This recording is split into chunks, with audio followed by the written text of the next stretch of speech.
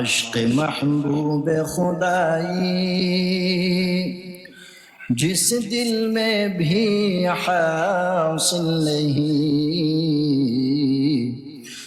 लाखों उम्मीद हो मगर ईमान में कामिल नहीं बलगल उला बिकमालिही कशफत दुजा बिजमालिही हसनत जमीउ खिसालिही सल्लू अलैहि व आलिहि दिखा दे या इलाही मदीना कैसी बसती है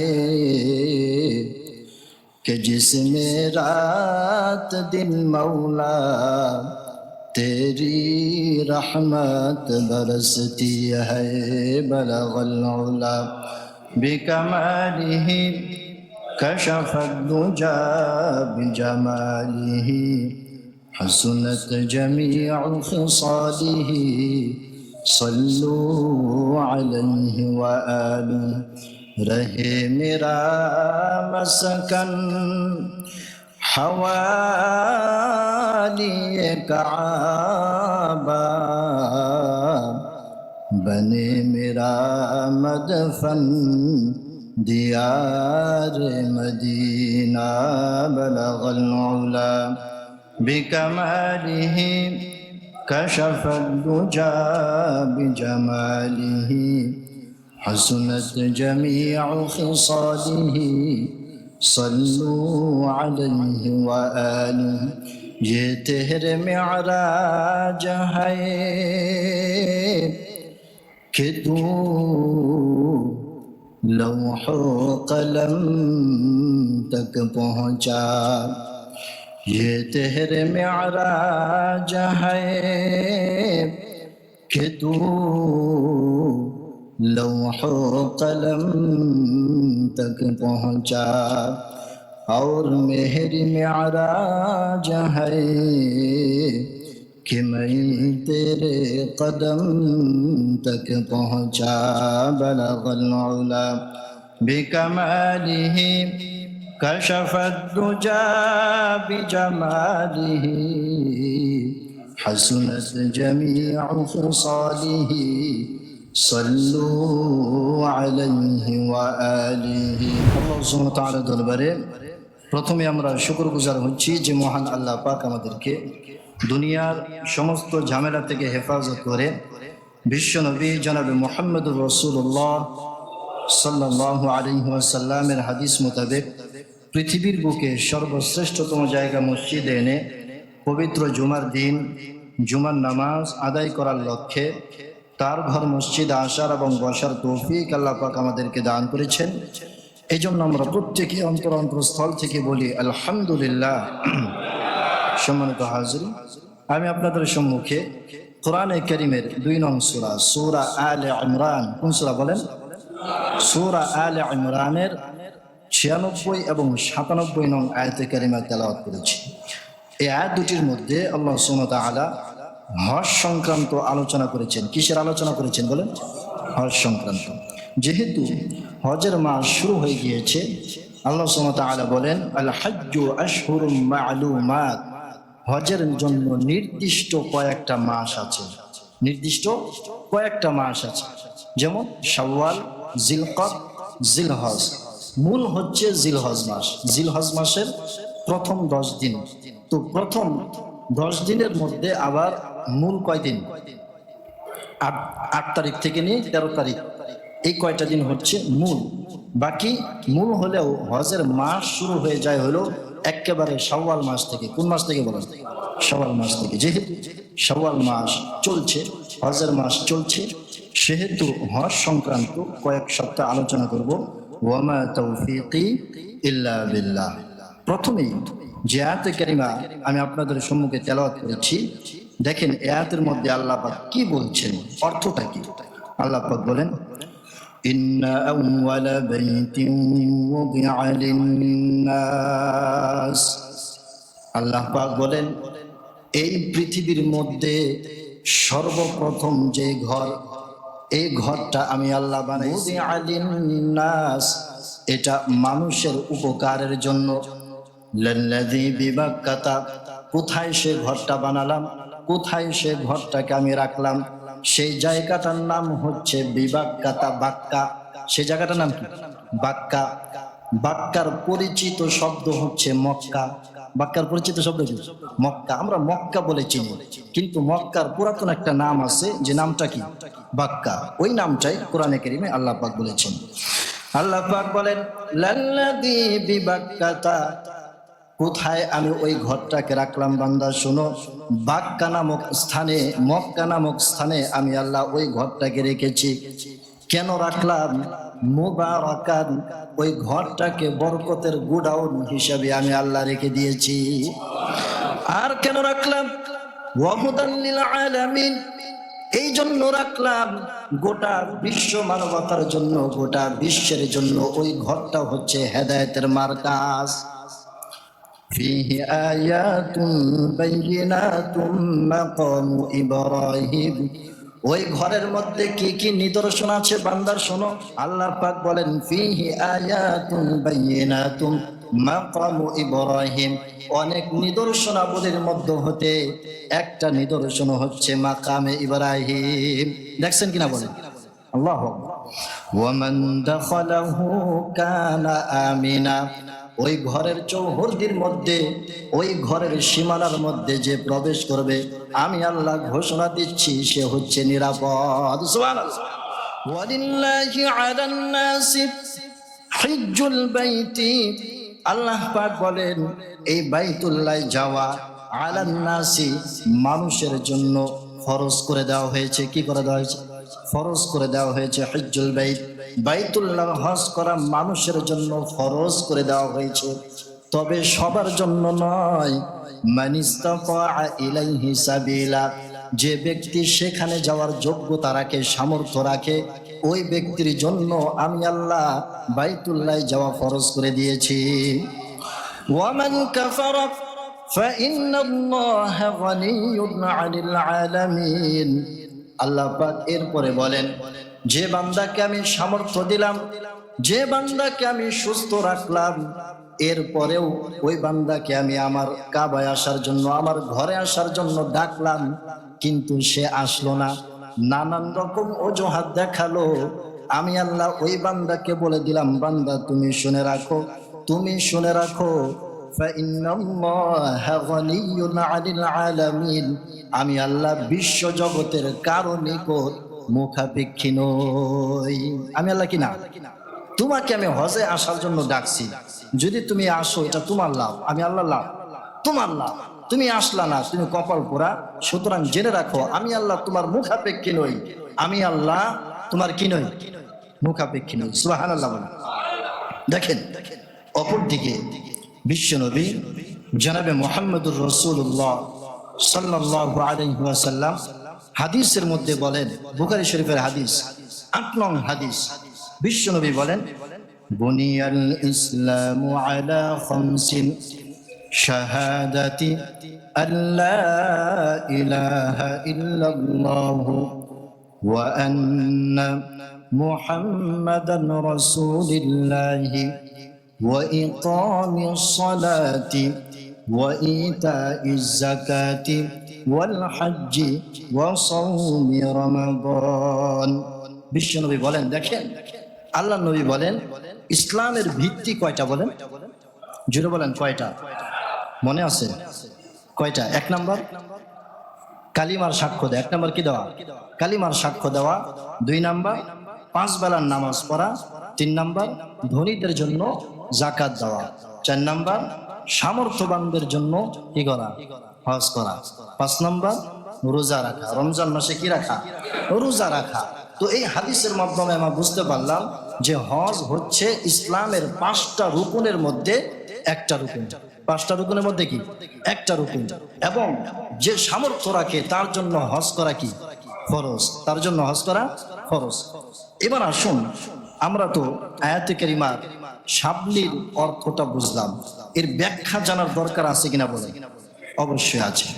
আল্লাহ পাক কি বলেছে দেখেন, 2টা আয়াতে কারিমা আমি আপনাদের সম্মুখে তেলাওয়াত করেছি, এই দুই আয়াতের প্রথম অংশে আল্লাহ পাক কাবা শরীফের মাহাত্ম্য, কাবা শরীফের মর্যাদা নিয়ে বর্ণনা করেছেন। কারণ একটা জায়গায় বান্দা আসবে, যদি এখানে আসলে লাভটা কি এটা যদি বান্দা না জানে, তাহলে কি সেখানে যাবে? বলে আমরা প্রত্যেকেই যে কোনো কাজ করি প্রথমে লাভটা দেখি, ঠিক কিনা বলে? লাভ যদি বেশি দেখি তাহলে সেখানে আমরা ঝাঁপাই করি। অনেক কপাল পোড়া তো আছে, কোন ব্যাংকে বেশি সুদ দেয় সেই ব্যাংকে কি করে, টাকা রাখে, ঠিক কিনা বলে? এটা করা যাবে না, এটা করা যাবে না। আখেরাতের লাইনে লাভ খুঁজতে হবে, দুনিয়ার লাইনে আমার দুনিয়া আখেরাত বরবাদ হবে এমন জায়গায় যাওয়া যাবে না। তো দেখেন আল্লাহ পাক প্রথম এই দুই আয়াতে প্রথম অংশে কাবায় গেলে কাবা শরীফের কি মাহাত্ম্য, কাবা শরীফের কি মর্যাদা, এই বিষয়ে আল্লাহ সুবহানাহু ওয়া তাআলা প্রথমে বান্দাদেরকে সুন্দরভাবে বুঝাইছেন, এরপরে বান্দাদেরকে হজ করার জন্য আসতে বলেছেন। দেখেন প্রথমে যেই লাভের কথা, যে তথ্যটা কাবার ব্যাপারে আল্লাহ পাক আমাদেরকে দিয়েছেন, সেটা হচ্ছে মনে রাখবেন। আল্লাহ পাক বলেন, ইন্না আউওয়ালা বাইতিন উযিআ লিন-নাস। আল্লাহ পাক বলছেন কাবা হচ্ছে পৃথিবীর বুকে সর্বপ্রথম ঘর। কাবা কি বলেন? জোরে বলতে হবে, কাবাটা কি? পৃথিবীর বুকে সর্বপ্রথম ঘর, পৃথিবীর প্রথম স্থান। কাবা হচ্ছে পৃথিবীর একেবারে কেন্দ্রবিন্দু, মধ্যখানে একেবারে মূল উৎস, পৃথিবীর মূল উৎস যেখানে, সে জায়গাটাই কি বলে? কাবা। আল্লাহু আকবার। দেখেন কিভাবে হলো। এই পৃথিবীতে কিতাবের মধ্যে আছে, এই পৃথিবীতে কোনো মাটি ছিল না। কি ছিল না? কোনো মাটি ছিল না, শুধু পানি আর পানি ছিল। আল্লাহ পাক তখন একটা নূরের তাজাল্লি এই পৃথিবীর একেবারে মধ্যবর্তী স্থানে একটা নূরের তাজাল্লিকে ফেললেন। এরপরে পানির মধ্যে ঢেউ সঞ্চালন করে দিলেন, চতুর্দিক থেকে ঢেউ এসে নূরের সাথে বাড়ি খায়। এরপরে কিছু বুদবুদি সৃষ্টি হয়, এরপরে ফেনার তৈরি হয়, ফেনা থেকে ঘনত্ব এসে এরপরে মাটির সৃষ্টি হয়। এরপরে ওই মাটির উপর আল্লাহ সুবহানাহু ওয়া তাআলা ফেরেশতার মাধ্যমে কাবা শরীফ নির্মাণ করেন। সুবহানাল্লাহ। আপনারা যদি ম্যাপ দেখেন তাহলে দেখতে পাবেন যে একেবারে পৃথিবীর মধ্যবর্তী স্থানটা দখল করে আছে কাবা। সুবহানাল্লাহ। মানুষের শরীরে যেমন হার্ট একেবারে মধ্যবর্তী স্থানে অবস্থান করছে, ঠিক তেমনি ভাবে এই পৃথিবীর ভৌগোলিক হার্ট কেমন যেন বাইতুল্লাহ, কাবা। সুবহানাল্লাহ। তাহলে এই পৃথিবীর প্রথম ঘরটা কোনটা বলেন তো? কাবা। কোন স্থান? একেবারে মিডল স্থানে কাবা শরীফ। সুবহানাল্লাহ। তাহলে এই আয়াতের মধ্যে আল্লাহ পাক আমাদেরকে প্রথম তথ্য দিলেন যে এই পৃথিবীর প্রথম ঘর হচ্ছে কাবা শরীফ। পৃথিবীর প্রথম ঘর কোনটা? কাবা। দুই নম্বর তথ্য দিচ্ছেন আল্লাহ পাক, লাল্লাযী বিবাক্কাতা। কাবাটা ওই আমেরিকায় না, ওই জর্দানে না, কাবাটা কোথায় বলেন? মক্কা নামক স্থানে। কোথায় বলেন? মক্কা নামক স্থানে কাবাটা অবস্থিত। সুবহানাল্লাহ। আল্লাহ পাক তথ্য দিয়ে দিলেন, আমাদেরকে জানাই দিলেন। এখন দেখেন পৃথিবীর অনেক বড় বড় পরাশক্তিরা থাকতে পারে যে মুসলমানদের কাবায় সারা বিশ্ব থেকে মানুষের ঢল নামে, দেখি আমরাও আমাদের দেশেও এরকম একটা কাবা বানাবো। তো কাবা বানাইলো, এটা কি আসল কাবা হবে? আসল কাবা কোনটা? মক্কারটা। আব্রাহার ঘটনা শোনেন নাই? আব্রাহা একজন বড় একজন খারাপ রাষ্ট্রনায়ক ছিল, গভর্নর ছিল, ইয়ামানের গভর্নর ছিল। তো এই আব্রাহা ছিল খ্রিস্টান। এই আব্রাহা বিশ্বনবী জনাবে মুহাম্মদ রাসূলুল্লাহ সাল্লাল্লাহু আলাইহি সাল্লামের জন্মের প্রায় 50 বছর পূর্বের ঘটনা। আব্রাহা চিন্তা করলো যে আরবের মধ্যে যে কাবা আছে, ওই কাবার তওয়াফ করার জন্য সারা বিশ্বের আনাচে কানাচে থেকে মানুষরা সেখানে ছুটে যায়। তো এটা আবার কেমন হলো? তো আমিও এরকম একটা কাবা আমার ইয়ামানের মধ্যে তৈরি করব, বা ওই কাবাটাকে আমি নিয়ে আসবো। তো প্রথমে সে চিন্তা করলো যে ওরকম একটা কাবা বানাবো। তো কাবা বানাইলো। কাবা বানানোর পরে সে তো খ্রিস্টান ছিল, তো সে সারা বিশ্বে ঘোষণা করে দিল যে তোমরা এখানে আসো, এখানে এসে তোমরা এরকম ইবাদত বন্দেগী করো। তো মানুষ তো আর আসে না। তো আরব থেকে বনু কিনানা একটা গোত্র ছিল, আরবের প্রসিদ্ধ একটা গোত্র বনু কিনানা। তো তারা সেখানে গেল, তার ওই নকল কাবায় গেল। নকল কাবায় গিয়ে রাত্রিবেলায় এরকম মল ত্যাগ করে ময়লাগুলোকে পুরো কাবায় একেবারে লেপটা দিছে। তো এই কাজটা যখন করছে তখন তো ওই আব্রাহা এমন চেঁচাচ্ছে যে তোদের কাবাকে আমি আমার দেশে নিয়ে আসবো, কি কাজটা তোরা করছিস। তো সে তখন প্রায় 60,000 অস্ত্র শস্ত্র সৈন্যবাহিনী হস্তি বাহিনী নিয়ে কাবাকে নিয়ে আসার এরকম রওনা করলো। নাউজুবিল্লাহ বলেন। রওনা করছে প্রায় 60,000 হস্তি বাহিনী সৈন্যবাহিনী নিয়ে কাবার পথে রওনা করেছে। যেতে যেতে মুজদালিফা ও মিনার মধ্যবর্তী জায়গায় যখন সে পৌঁছালো সৈন্যবাহিনী নিয়ে, সেখানে পৌঁছানোর পর তার যত হাতি ছিল হাতিগুলো এখন বসে পড়েছে। হাতিগুলো আর সামনে যেতে চায় না। পূর্বের দিকে যেতে বললে যায়, উত্তর দিকে যেতে বললে যায়, দক্ষিণ দিকে যেতে বললে যায়, পশ্চিম দিকে কাবার দিকে যেতে বললে আর হাতি যায় না। অনেক চেষ্টা ফিকির করলো, চেষ্টা করলো, কোনো কাজ হয় না। আব্রাহা সে বোকা, বুঝলো না কিছুক্ষণ পর তার সাথে কি ঘটতে যাচ্ছে। ওই আব্রাহার সৈন্যবাহিনী নিয়ে পায়ে দলেই ওই কাবার দিকে রওনা করলো। আল্লাহ রাব্বুল আলামিন এমন একটা গজব পাঠিয়ে দিলেন, ছোট্ট ছোট্ট এক ঝাঁক পাখি, তাদেরকে ধ্বংস করার জন্য আল্লাহ পাক পাঠায় দিলেন। প্রত্যেকটা পাখির মুখে একটা ছোট্ট পাথর ছিল, পায়ে দুইটা ছোট্ট ছোট্ট পাথর ছিল। ওই পাথরের মধ্যে নামও লেখা ছিল, কোন ব্যক্তির উপর ওই পাথরটা পড়বে এমন নামও লেখা ছিল। ওই পাখিগুলো যখন ছোট্ট ছোট্ট পাথরগুলো নিক্ষেপ করলো, যে যার নাম ওই পাথরের মধ্যে লেখা ছিল, ওই পাথরটা গিয়ে ওই সৈন্যের মাথার মধ্যে লেগে একেবারে পুরা শরীরের মধ্যে যা কিছু ছিল সব কিছু বের করে পায়ের তলা দিয়ে বের হয়ে যায়। এরম শাস্তি দিয়ে প্রত্যেকটা সৈন্যবাহিনীকে আল্লাহ পাক ধ্বংস করে দিয়েছেন। সুবহানাল্লাহ।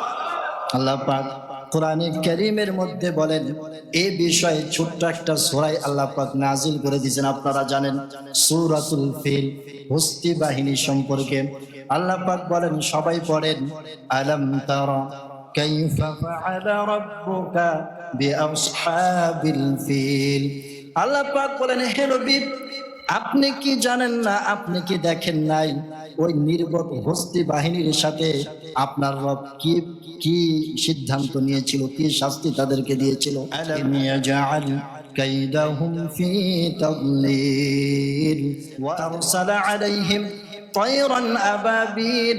তাদেরকে শাস্তি দেওয়ার জন্য ছোট্ট ছোট্ট পাখিকে ঝাঁকে ঝাঁকে আল্লাহ পাক পাঠিয়ে দিয়েছেন। তারমিহিম বিহিজারাতিন মিন সিজ্জিল।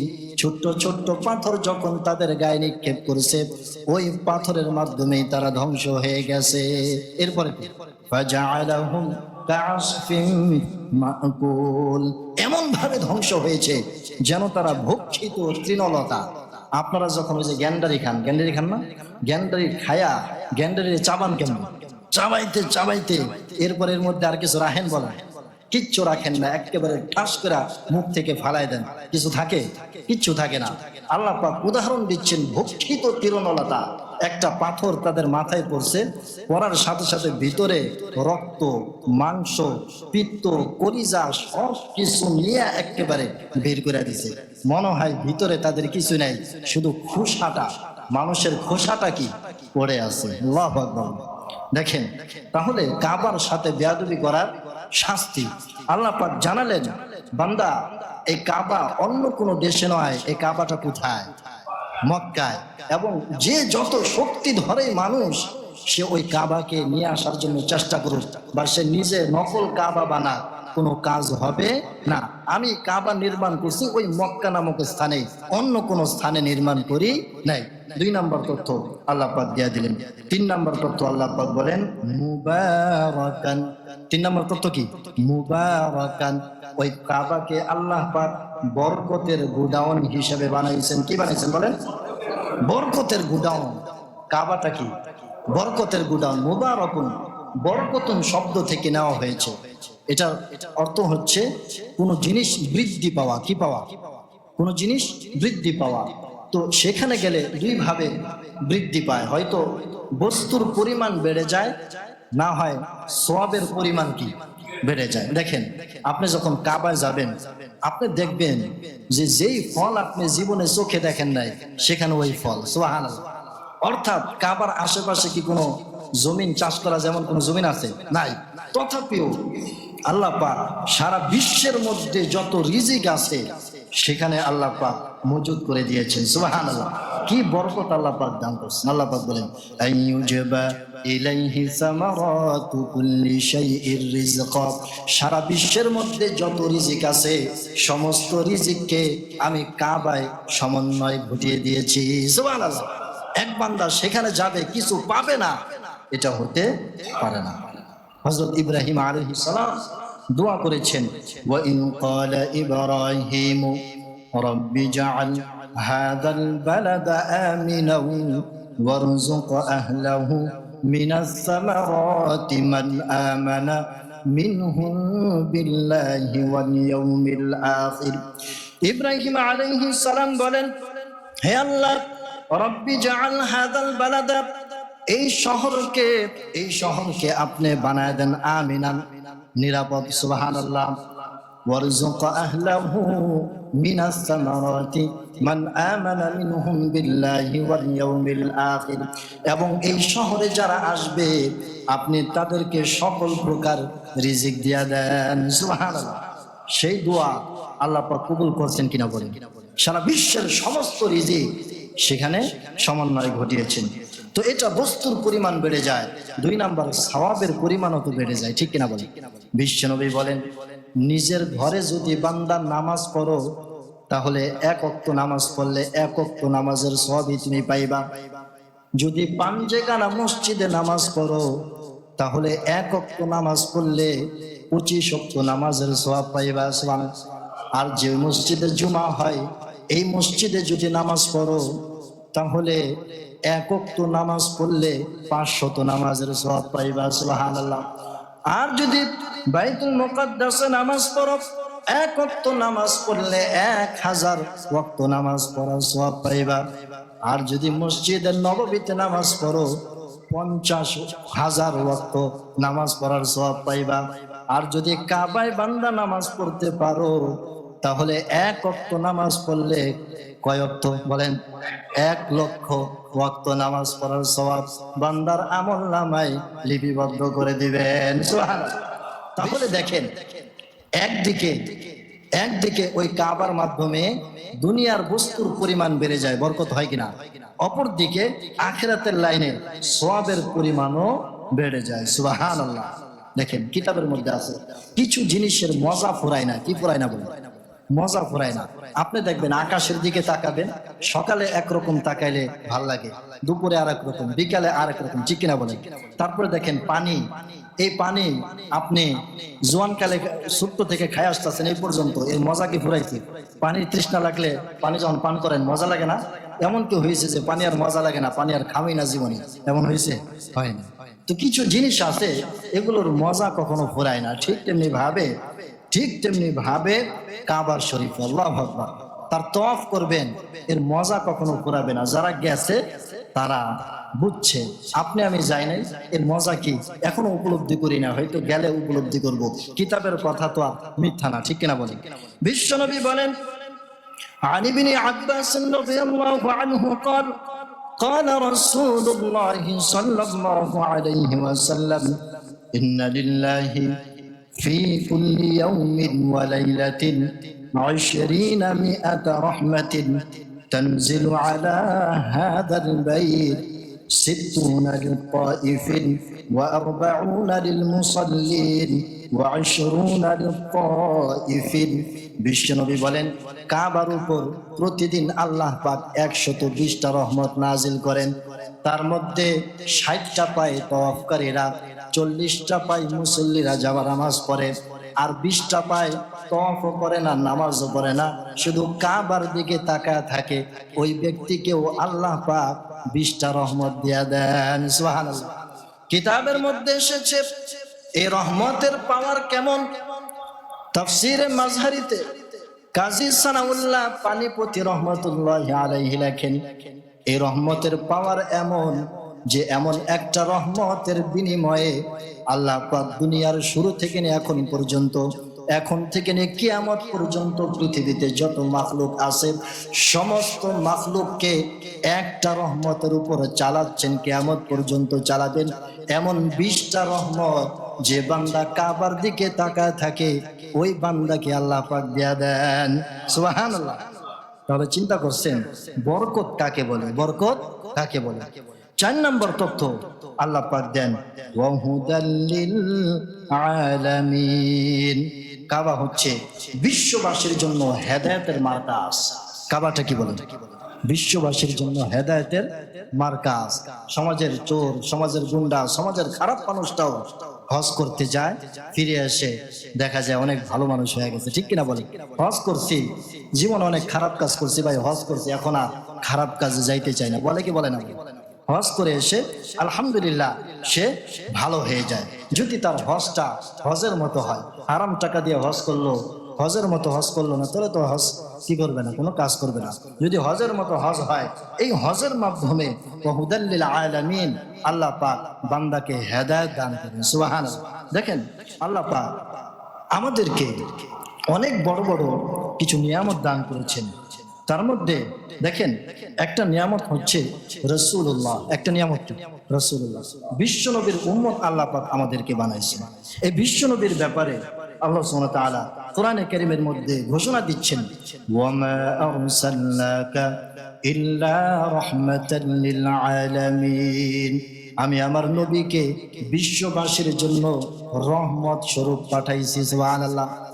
2 নম্বর নিয়ামত হচ্ছে কোরআন। 2 নম্বর নিয়ামত কি? কোরআন।